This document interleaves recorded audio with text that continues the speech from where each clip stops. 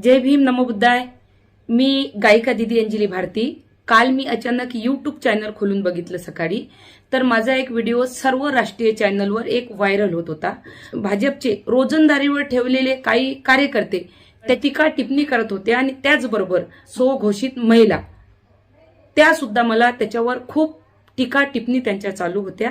त्या व्हिडिओची पार्श्वभूमिका जे होती, मी त्या कार्यक्रमामध्ये भीम मेळाव्यामध्ये प्रबोधन करत असताना सर्व महिलाची बाजू मांडत असताना SC NT OBC नव्हे तर सर्व माझ्या माय बहिणीच्या जे मी तिथं बाजू मांडत होती, मी सांगत होती प्रत्येक जातीच्या महिलावर जे अन्याय अत्याचार होत आहे, जे बलात्कार होत आहे, त्या विषयावर मी बोलत होते। हेच नाही तो 2 वर्षाची, 3 वर्षाची, 5 वर्षाची, 10 वर्षाची मुलगी सुद्धा त्या बलात्कारापासून सुटत नाही। या देशाचे गृहमंत्री मुख्यमंत्री देवेंद्र फडणवीसांना मला सांगायचं होतं, त्यांचं लक्ष मला वेधायचं होतं, ना सांगायचं होतं आता जे सध्या कायदे आहेत ते अपुरे पडत आहेत। महिलांच्या संरक्षणासाठी, महिलांच्या हक्कासाठी ते कायदे अपुरे पडत आहे। तरी गृहमंत्र्यांनी काहीतरी असा ठोस कायदा करावं किंवा फाशीची तरतूद करावं। तुमच्या हाती सर्व कायदे आहे, कारण तुम्ही गृहमंत्री आहात। 2-2, 3-3 वर्षाच्या पोरीवर होणारे अन्याय अत्याचार व बलात्कार थांबतील। मला हेच मुख्यमंत्र्यांना सांगायचं होतं की तुमच्या हाती सर्व कायदा असून तुम्ही कायदा का करत ना, का लक्ष देत ना, तुम्ही का त्याच्यात काही तरतूद करत ना, कधी लक्ष देणार तुम्ही? तुम्हाला हे सर्व महिलावर, लहान लहान नाबालिग पोरीवर बलात्कार होत आहे हे तुम्हाला डोळ्यानं बघायचं आहे का? तुम्ही केव्हा कठोर कारवाई करणार?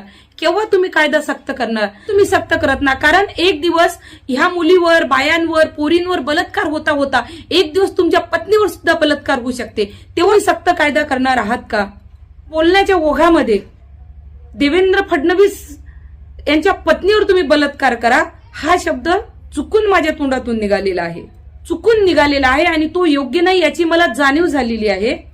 त्याबद्दल मी दिलगिरी व्यक्त करते, कारण मी मुळातच फुले शाहू आंबेडकर विचाराची गायिका असल्यामुळे मी महिलाचा सन्मान करते। डॉक्टर बाबासाहेब आंबेडकरांच्या विचारांचे संस्कार माझ्यावर आहेत, पण दुर्दैवाने माझ्या बोलण्याची भावना, माझी पोट तिळक हे न बघून घेता महिला आयोगाच्या त्या काय चित्रा वाघ, ते कोणची चित्राबाई, ते कोणची नवनीतबाई आणि त्या कोणच्या चाकणकर बाई यांनी कुठली पार्श्वभूमी, माझ्या बोलण्याचा हेतू लक्षात न घेता, न जाणून घेता माझ्यावर तुटून पडल्या। आणि त्यांना मला खरंच सांगायचं आहे, खरंच तुम्हाला कोण्या महिलाबद्दल इतकं जर प्रेम असेल तर लातूरचं प्रकरण असेल, मालेगावचं प्रकरण असेल, महाराष्ट्रात विविध ठिकाणी महिलावर छोटे मोठे अन्याय अत्याचार बलात्कार होत आहेत, छोट्या छोट्या नाबालक मुलीवर बलात्कार होत आहेत, तिथे तुमची सक्रमकपणा, तुमचा असं झालंच पाहिजे, यांना अटक झालीच पाहिजे, ही तुमची तळमळ तिथे का मला दिसत नाही? त्याचं कारण माझ्या लक्षात आलं की त्या ठिकाणी दिसत नाही जिथं होते, आणि जिथं फक्त करा म्हटलं तर तिथं तुमची इतकी तळमळ दिसत आहे मला। याचा स्पष्ट अर्थ आहे की मी एक आंबेडकरी समाजाची गायिका आहे, मी आंबेडकरी मुवमेंटची गायिका आहे, दलिताची आहे म्हणून मला उद्ध्वस्त करण्यासाठी, माझा आवाज दाबण्यासाठी, माझी पोट तिळक भावना न समजून घेता यांनी मला टार्गेट करण्याचं काम केलेलं आहे। आणि हेच नाही तर बीजेपीच्या कित्येक कार्यकर्त्यांनी मला कालपासून मी माझा फोन स्विच ऑफ करून ठेवलेला आहे, मला धमक्या सुद्धा दिलेल्या आहे की जे तू आमच्या मंत्र्याच्या पत्नीबद्दल बोलली ते तुझ्या संग भर चौकात करू, हेच नाही तर तुझं घर उद्ध्वस्त करू, हेच नाही तर तुझं आम्ही मर्डर करू, अशा धमक्या सुद्धा मला फोनवर दिलेल्या आहे। म्हणून मी माझा फोन स्विच ऑफ करून ठेवलेला आहे। सर्वांनी नोंद घ्यावी, कारण मला फार धमक्या येत आहेत। मराला भिणार नाही। जर तुम्हाला वाटत असेल मी गलत आहे तर मला फाशी द्या, मला मंजूर आहे, पण माझा आवाज दाबण्याचं काम जर तुम्ही करत असाल तर जेथपर्यंत माझ्या जीवात जीव आहे तेथपर्यंत माझा आवाज दबणार नाही। तुम्ही माझ्यावर केस करा, मला उद्ध्वस्त करा, काय करणार? माझी प्रोग्राम बंद करणार, माझं घर उद्ध्वस्त करणार, बिंदास करा तुम्ही, तरी सुद्धा माझा आवाज बंद होणार नाही।